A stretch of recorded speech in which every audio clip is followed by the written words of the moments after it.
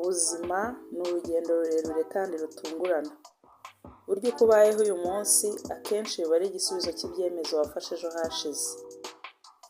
Umuntu mukuru wese agira igihe kigera agasabwa guhagarara akareba ibyemezo by'ubuzima bwe, akiyemeza gufata inshingano ku buzima bwe n'ejo hazaza he. Nta muntu n'umwe ushobora kugena uko ugomba kubaho atari wowe ubwawe. Iyo wemeye ko abandi bafata ibyemezo bikomeye ku buzima bwawe, uba ubabwiye ko wowe nta gaciro ufite. Niyo mpamvu ibi byemezo 5 bikurikira bikwiye gufatwa ku giti cyawe, nta gitutu, nta rwikekwe, ahubwo hashingiwe ku bwenge ndetse no gutekereza kure no kwiyubaha. Nk'ibisanzwe ugiye kubana nanjye Sonia, ngo haye ikaze kuri iyi channel. Niba ari bwo bwa mbere uhageze, ndagusaba gukora subscribe. Ninjye ugomba guhitamo ubuzima nshaka kubaho. Ntuzigere wemera ko abandi bagena uko ugomba kubaho. Ni wowe uzi indoto zawe, ubumenyi bwawe, ubushobozi bwawe n'intege zawe.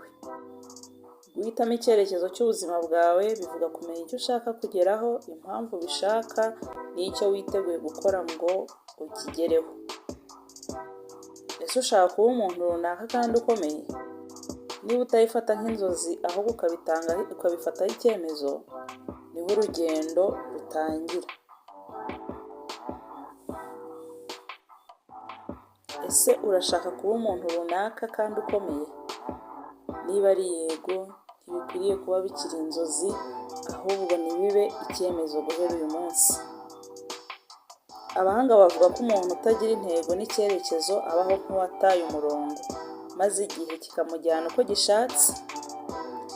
Kora ku buryo inzozi zawe uyu munsi ziba impamo, kuko nibwo bukire bwawe bw'ejo hazaza.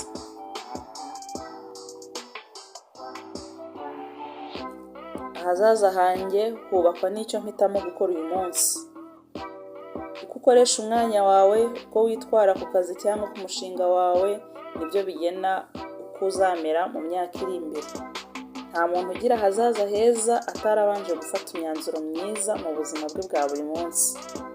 Ugomba kwihugura, kwizigamira, gukora cyane, ukanga kwirirwa mu bintu bitagira ikintu bikungura cyangwa se bidafite umumaro. Nibyo bizakugeza kure. Amasaha 24 yose tugira mu munsi ni amwe, ariko icyo uhitamo kuyakoramo nicyo kizatandukanya ejo hazaza hawe n'ah'abandi.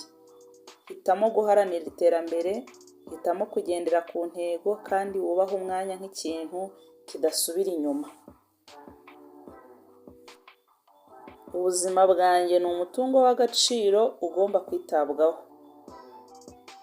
Imibiri yacu ititaweho irangirika. Ufite inshingano yo kurinda ubuzima bwawe, ukarya neza, ukanywa amazi ahagije, ugakora siporo, ukaruhuka igihe gikwiriye kandi gihagije, no kwivuza igihe waba warwaye.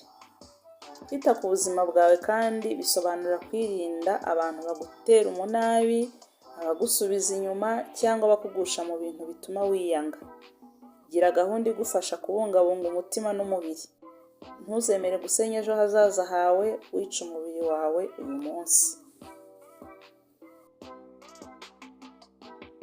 Kugira umuryango cyangwa inshuti nziza bishingira ku byemezo ufata uyu munsi. Abantu uhitamo kuba hafi yawe bafite uruhare runini mu buzima bwawe. Inshuti zishobora kukurema cyangwa zikagusenya. Umubano mwiza n'undi muntu, yaba inshuti yawe, yaba uwo mubana, waba ushingiye ku gukundana, kubahana no gusangira indangagaciro. Ntuzemere kwinjira mu rukundo gusa kuko abandi babigusabye cyangwa kuko igihe cyageze.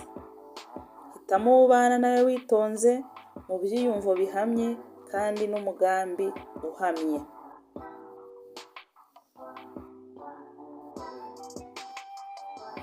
Menya guhitamo no kuvuga oya, ubwo bwigenge bwa nyabwo. Iyo utinya kuvuga oya, uba uri kwemera kubaho mu buryo udashaka, ugatangira kuba umuja w'ibitekerezo by'abandi. Kwiga guhitamo no kuvuga oya ni ukwiyubaha, ni ukwimenya, ni ukwihagararaho kuri buri kimwe kandi no mu kuri kwawe. Vuga oya ku bikorwa bigusubiza inyuma, vuga oya ku bantu batakubaha, vuga oya ku ngeso mbi no ku bintu byica inzozi zawe. Si ubugome, ibyo bintu ni ubwenge. Aho uvuga oya niho ushobora gutangira kuvuga yego ku buzima bwawe bwa nyabwo. Nsoza nakubwira ko ubuzima buzima kandi bufite ireme buturuka ku byemezo bito kandi byiza umuntu afata buri munsi. Ntugategereze imyaka myinshi ngo utangire guhindura ubuzima bwawe. Tangira none wubake ejo hazaza hawe buhoro buhoro ariko mu cyerekezo gifatika. Wibuke ko wowe ubwawe ni wowe mugenga w'ubuzima bwawe. Ibyemezo byawe nibyo bizandika inkuru yawe uyu munsi cyangwa se ejo. Banza wiyemeze ndetse ufate icyemezo.